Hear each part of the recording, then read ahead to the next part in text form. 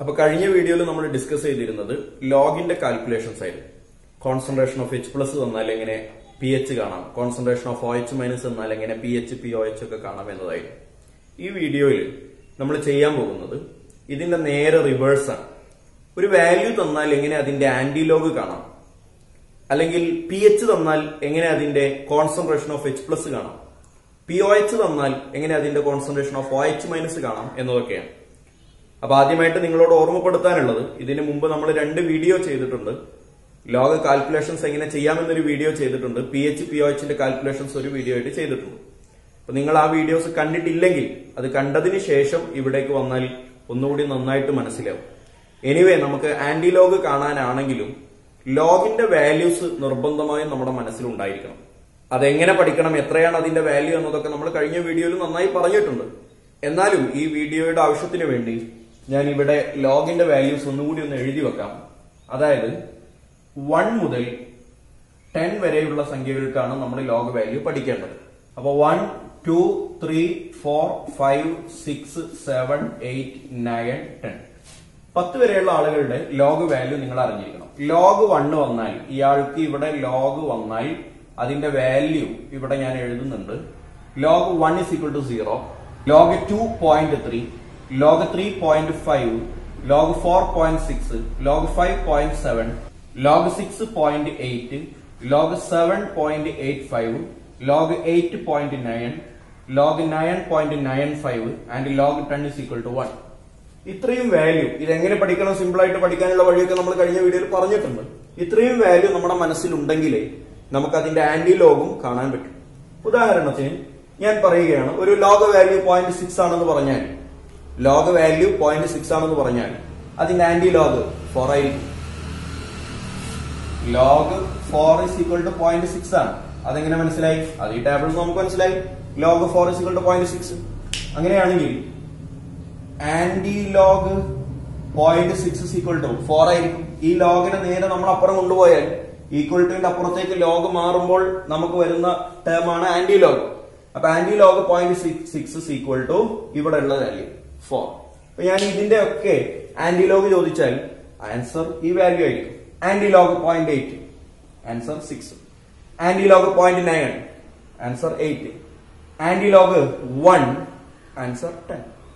അങ്ങനെയാണെങ്കിൽ ഞാൻ ചോദിക്കുകയാണ്, ആന്റി ലോഗ് എക്സ് എന്ന് വന്നാൽ, ആന്റി ലോഗ് എക്സ് എന്ന് വന്നാൽ നിങ്ങൾക്ക് ധൈര്യമായിട്ട് എഴുതാം, ആൻസർ ഈസ് 10⁻x. എന്തുകൊണ്ട്? ലോഗ് 10⁻x x itself എന്ന് ഞാൻ കഴിഞ്ഞ ക്ലാസ്സിൽ പഠിപ്പിച്ചിട്ടുണ്ട്. Log 10⁻x x. അപ്പൊ ഈ ലോഗിനെ ഞാൻ അങ്ങോട്ട് കൊണ്ടുപോയാൽ ആന്റി ലോഗ് x 10⁻x. ഈ ലോഗ് ഇവിടെ നിന്ന് അങ്ങോട്ട് പോയാൽ ബാക്കി ആന്റി ലോഗ് x ഇവിടെ ഉള്ള വാല്യൂ 10⁻x. അപ്പൊ ഞാൻ സിമ്പിൾ ആയിട്ട് വെക്കാണ്, anti log 3, anti log 3 = 10⁻3. Anti log 4 = 10⁻4. Anti log 5 = 10⁻5 and so on. എക്സിന്റെ വാല്യൂ എന്ത് തന്നെയാണെങ്കിലും അത് 10ന്റെ പവർ ആക്കിയിട്ട് പറഞ്ഞാൽ മതി.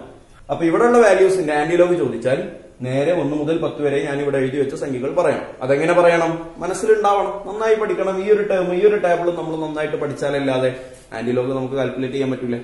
വേറെ ഏത് സംഖ്യകൾ ചോദിച്ചാലും 4, 5, 10 എന്ത് ചോദിച്ചാലും അതിനെ 10ന്റെ പവർ ആക്കിയിട്ട് നേരെ പറഞ്ഞാൽ മതി. അപ്പൊ ഇനി നമുക്ക് എൻട്രൻസിന് ചോദിക്കുന്ന ചോദ്യങ്ങളുടെ ഒരു ലെവലിലേക്ക് വരാം. അതായത് pH തന്നിട്ട് നേരെ കോൺസെൻട്രേഷൻ ഓഫ് H+ ചോദിച്ചാൽ, അല്ലെങ്കിൽ pOH തന്നിട്ട് നേരെ കോൺസെൻട്രേഷൻ ഓഫ് OH- H+ എന്ത് വേണമെങ്കിലും ചോദിക്കാം. അപ്പൊ അതെങ്ങനെയാണെന്നുള്ള കാൽക്കുലേഷൻസ് നമുക്ക് നോക്കാം. ഞാനിതിവിടെ ബോർഡിൽ ചെയ്യുന്ന സമയത്ത് തന്നെ നിങ്ങളൊരു കടലാസിൽ ഈ ചോദ്യങ്ങളും അതിന്റെ ഉത്തരങ്ങളും എഴുതി ശീലിച്ചാൽ വളരെ നന്നായിരിക്കും.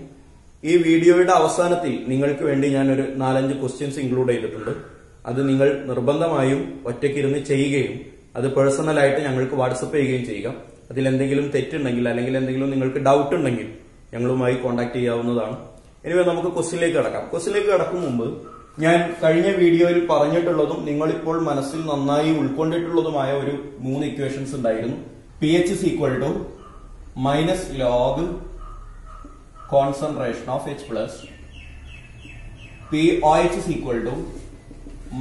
-log concentration of OH-, and pH plus pOH is equal to 40. ഈ 3 ഇക്വേഷൻസ് കഴിഞ്ഞ ക്ലാസ്സിൽ നമ്മൾ പറഞ്ഞതാണ്. നിങ്ങളൊക്കെ നന്നായി മനസ്സിൽ ഉൾക്കൊണ്ടിട്ടുള്ള ഇക്വേഷനുമാണ്. ഇനി ഞാൻ നേരെ ചോദിക്കുകയാണ്, കോൺസെൻട്രേഷൻ ഓഫ് H+ നിങ്ങൾക്ക് തന്നിട്ട് pH ചോദിച്ചാൽ നിങ്ങളിപ്പോ ചെയ്യും. അത് നമ്മൾ കഴിഞ്ഞ ക്ലാസ്സിൽ പറഞ്ഞതാണ്. -log കോൺസെൻട്രേഷൻ ഓഫ് H+ന്റെ വാല്യൂ നമുക്ക് കാണാൻ അറിയാം. എന്നാൽ pH തന്നിട്ട് കോൺസെൻട്രേഷൻ ഓഫ് H+ ആണ് ചോദിച്ചതെങ്കിൽ എന്ത് ചെയ്യണം? ഇതേ കണ്ടോളൂ മക്കളെ. അപ്പൊ ഞാനൊരു വാല്യൂ ഇവിടെ എഴുതാണ്. pH is equal to 3.3 എന്ന് തന്നു.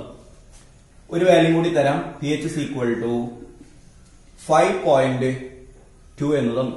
pH is equal to 5.2 എന്ന് തന്നു. എന്റെ ആദ്യത്തെ ചോദ്യം, ഇയാളെ കണ്ടിട്ട് നിങ്ങൾക്ക് ആസിഡ് ആയിട്ടാണോ ബേസ് ആയിട്ടാണോ തോന്നുന്നത്? മനസ്സിൽ വിചാരിച്ചോളൂ, ഇയാൾ ആസിഡാണ്, ഇയാളും ആസിഡാണ്. കാര്യം pH വാല്യൂ 7-നേക്കാളും താഴെയാണ്.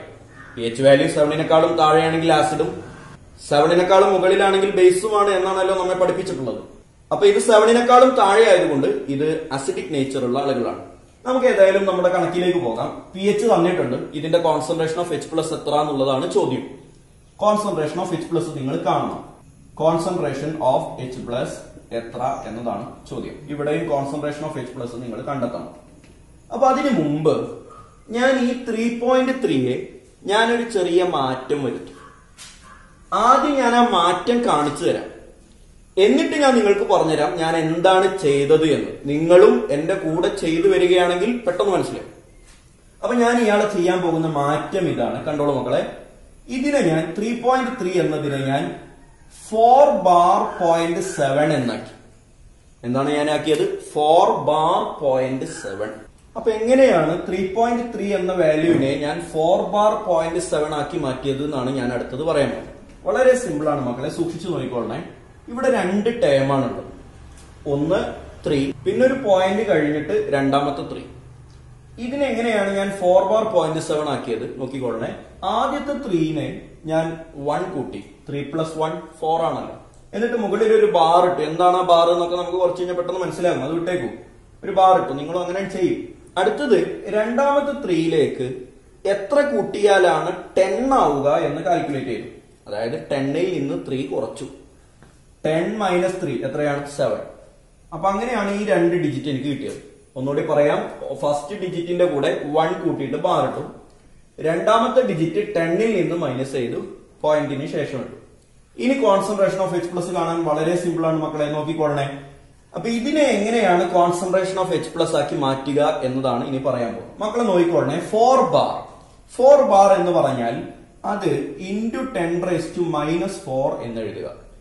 എത്രയാണോ ബാർ ആയിട്ട് വന്ന സംഖ്യ അതിനെ മൈനസ് ഇട്ടിട്ട് എഴുതുക. 10⁻⁻4. അത് അവിടെ നിന്നോട്ടെ. 10⁻⁻4 ഞാൻ കാണിച്ചു തരാം. അടുത്ത ക്വസ്റ്റ്യൻ കൂടി ചെയ്യുമ്പോൾ പെട്ടെന്ന് മനസ്സിലായിക്കോളും. നെക്സ്റ്റ് 0.7 ആണ്. 0.7ന്റെ ആന്റിലോഗ് എത്ര? എങ്ങനെ? 0.7ന്റെ ആന്റിലോഗ് എത്ര? അതായത് വാല്യൂ 0.7 ആയിട്ട് വരുന്നത് ഏത് സംഖ്യക്കാണ്? ഞാൻ നേരത്തെ നിങ്ങളോട് പറഞ്ഞതാണ്.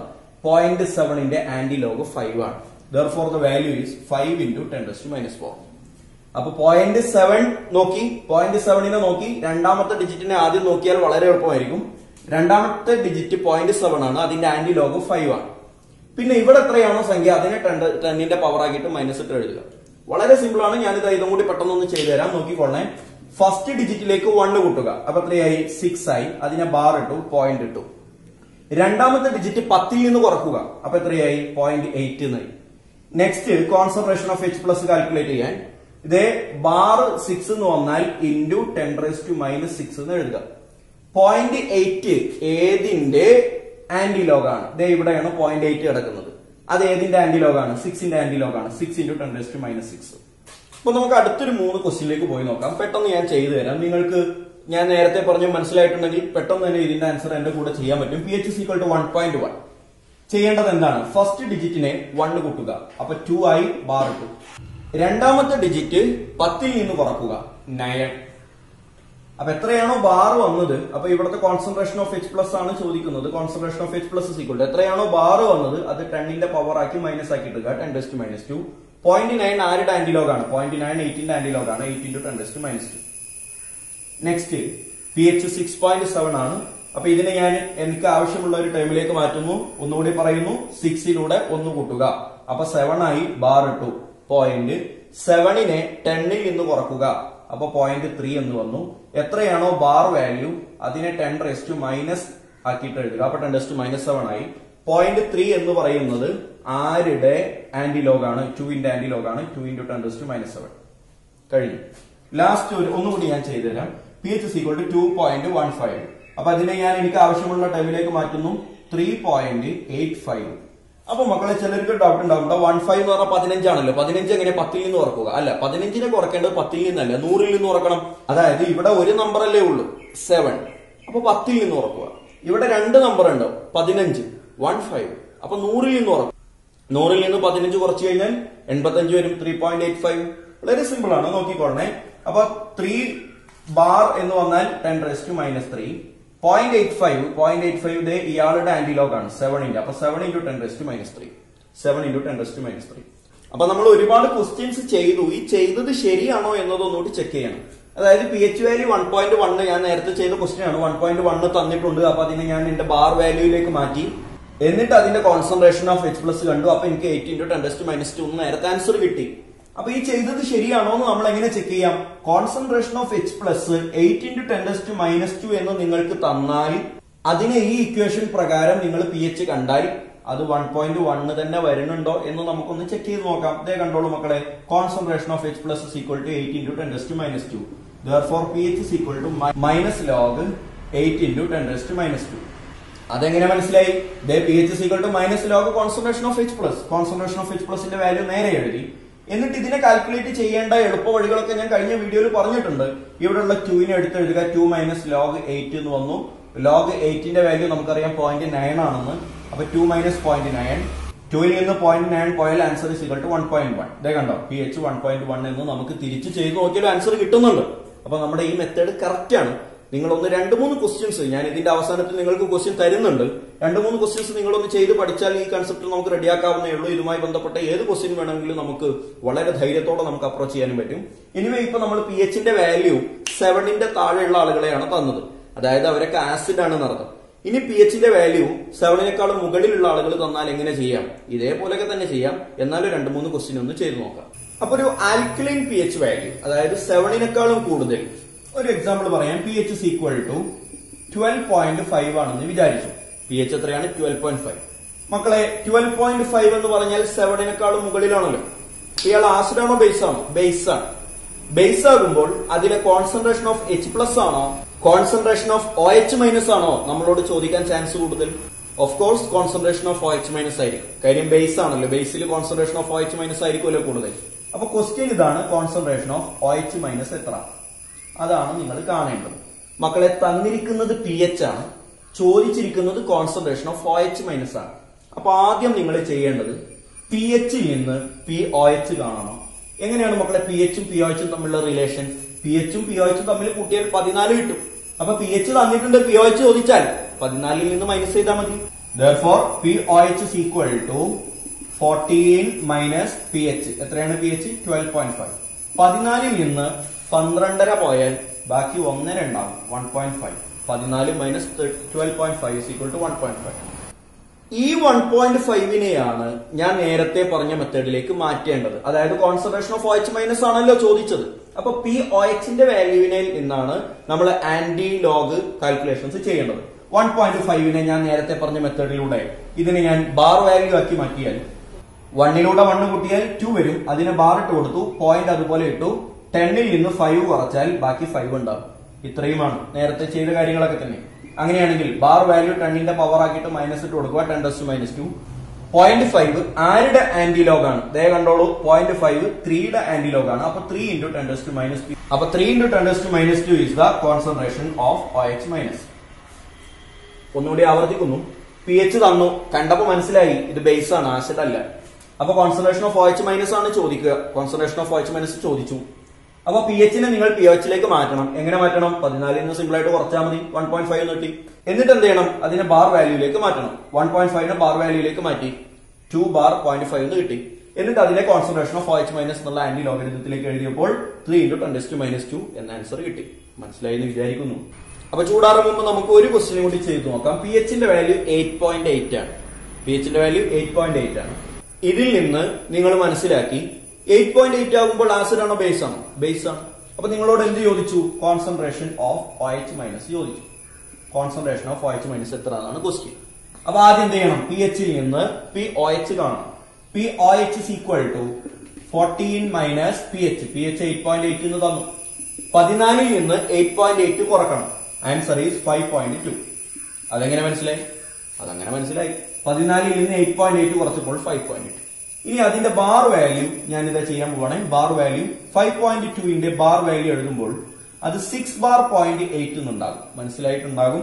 5ലൂടെ 1 കൂട്ടിയപ്പോൾ 6 കിട്ടി, ബാർ ഇട്ടു 0.2. പോയിന്റ് അവിടെ തന്നെ ഉണ്ട്. 2നെ 10ൽ നിന്ന് മൈനസ് ചെയ്തപ്പോൾ 8 കിട്ടി. 6 ബാർ 0.8. അങ്ങനെയാണെങ്കിൽ മക്കളെ പറയൂ, concentration of OH minus is equal to എത്രയാണോ ബാർ വാല്യൂ അതിനെ 10ന്റെ പവർ ആക്കിയിട്ട് 10⁻⁻6. 0.8 ആരുടെ ആന്റിലോഗ് ആണ്? 6ന്റെ ആന്റിലോഗ് ആണ്. 6 × 10⁻�6. അപ്പൊ ഇത്രയും എക്സാമ്പിൾസ് ചെയ്യുന്നതിലൂടെ തന്നെ ഈ ഒരു കൺസെപ്റ്റ് നിങ്ങൾക്ക് മനസ്സിലായിട്ടുണ്ട് എന്ന് ഞാൻ വിചാരിക്കുന്നു. ഇതിന്റെ കൂടെ ഞാൻ നിങ്ങൾക്ക് വേണ്ടി ഒരുപാട് ക്വസ്റ്റ്യൻസ് ഇതിന്റെ അവസാനത്തിൽ ഞാൻ ആഡ് ചെയ്യുന്നുണ്ട്. ആ ക്വസ്റ്റ്യൻസ് ഒക്കെ നിങ്ങൾ സ്വന്തമായിട്ട് ചെയ്ത് അതിനെ ആൻസർ ചെയ്തിട്ട് എനിക്ക് അയക്കുക. ഇങ്ങനത്തെ ഡയറക്റ്റ് ക്വസ്റ്റ്യൻ എൻട്രൻസിന് വരും എന്നല്ല ഇതിന്റെ അർത്ഥം. പക്ഷെ ഈ ഒരു കൺസെപ്റ്റ് നമ്മൾ മനസ്സിലാക്കി വെച്ചാൽ ഇത് എൻട്രൻസിലെ ഒരുപാട് ക്വസ്റ്റ്യനുകൾക്ക് നമുക്ക് ആൻസർ ചെയ്യാൻ ഉപകാരത്തിൽപ്പെടും. എൻട്രൻസിലേക്ക് എത്താൻ ഇനി നമ്മുടെ മുമ്പിൽ വളരെ കുറഞ്ഞ ദിവസങ്ങൾ മാത്രമാണ് ബാക്കിയുള്ളത്. അപ്പൊ അതുകൊണ്ട് വളരെ സ്മാർട്ടായിട്ട് എഫക്റ്റീവായിട്ട് പഠിക്കുക. എഫക്റ്റീവായിട്ട് പഠിക്കുന്നതും ഹാർഡ് വർക്ക് എടുക്കുന്നതും രണ്ടും വ്യത്യാസമുണ്ട്. നമ്മളൊക്കെ ഒരുപാട് കേട്ടതാണ്. ഒരു വിദ്യാർത്ഥി 100 ക്വസ്റ്റ്യൻ ചെയ്ത് പഠിച്ചു, വേറൊരു വിദ്യാർത്ഥി 30 ക്വസ്റ്റ്യൻ ചെയ്ത് പഠിച്ചോളൂ. ആദ്യത്തവൻ 100 ക്വസ്റ്റ്യൻ പഠിച്ചത് 100ഉം സെയിം കൺസെപ്റ്റ് ആണെന്ന് വിചാരിക്കും. രണ്ടാമത്തവൻ 30 ക്വസ്റ്റ്യൻ പഠിച്ചത് 30ഉം ഡിഫറന്റ് കൺസെപ്റ്റുകളായിരുന്നു. എന്നാൽ ഏതാണ് hard work? Hard work 100 question ചെയ്തവൻ തന്നെയാണ്. പക്ഷെ സ്മാർട്ട് വർക്ക് എന്ന് പറയുന്നത് രണ്ടാമത്തവൻ പഠിച്ചതാണ്. 30 ക്വസ്റ്റ്യൻ അവൻ ചെയ്യുന്നതിലൂടെ അവന് 30 കൺസെപ്റ്റുകൾ ഓക്കെ ആയി. എൻട്രൻസിന് ഒരു കൺസെപ്റ്റിൽ നിന്ന് ഒരു ക്വസ്റ്റ്യനിലേ ചോദിക്കൂ. അപ്പൊ ആദ്യത്തവൻ 100 ക്വസ്റ്റ്യൻ ചെയ്തിട്ടുണ്ടെങ്കിലും അതിൽ നിന്ന് ഒരു ക്വസ്റ്റ്യനിലേക്കുള്ള കപ്പാസിറ്റി അവൻ ഉണ്ടാക്കിയെടുത്തിട്ടുള്ളൂ. അപ്പൊ ഇനിയുള്ള ദിവസങ്ങളിൽ വളരെ സ്മാർട്ടായിട്ട് പഠിക്കുക. നിങ്ങളുടെ സംശയങ്ങൾ ഞങ്ങളെ അറിയിച്ചാൽ ഞങ്ങളെ കൊണ്ട് കഴിയുന്ന പരമാവധി സഹായങ്ങൾ ഞങ്ങൾ നിങ്ങൾക്ക് വേണ്ടി ചെയ്തു തരുന്നതായിരിക്കും. എനിവേ, നന്നായി പഠിക്കുക. ഈ ക്വസ്റ്റ്യൻസ് ഒക്കെ ആൻസർ ചെയ്തിട്ട് എനിക്ക് പേഴ്സണലായിട്ട് അയച്ചു തരിക. എന്തെങ്കിലും തെറ്റുണ്ടെങ്കിൽ തിരുത്തി തരാൻ പറ്റും. നിങ്ങളുടെ ഡൗട്ടുകൾ ഉണ്ടെങ്കിൽ ചോദിച്ചാൽ അത് പറഞ്ഞുതരാൻ ഒരു പരിധിവരെ സാധിക്കുമെന്ന് വിശ്വസിക്കുന്നു. Anyway, all the best. Thank you.